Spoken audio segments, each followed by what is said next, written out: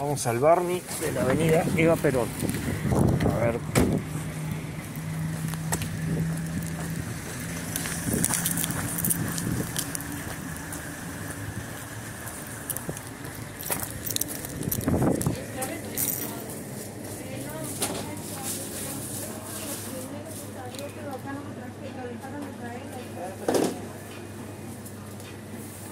Hola. ¿Cigarrillo que te está quedando? Philly Marlboro, 43.70. ¿Philly? ¿Como uno o dos? ¿Cómo? ¿Cuánto están? 2.50. Vos también 2.50. 2.50. Tan caro. Este que se lo tiene. Dame uno.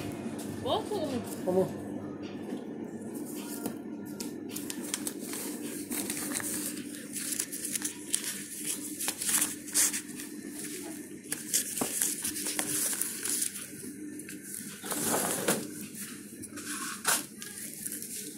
Gracias.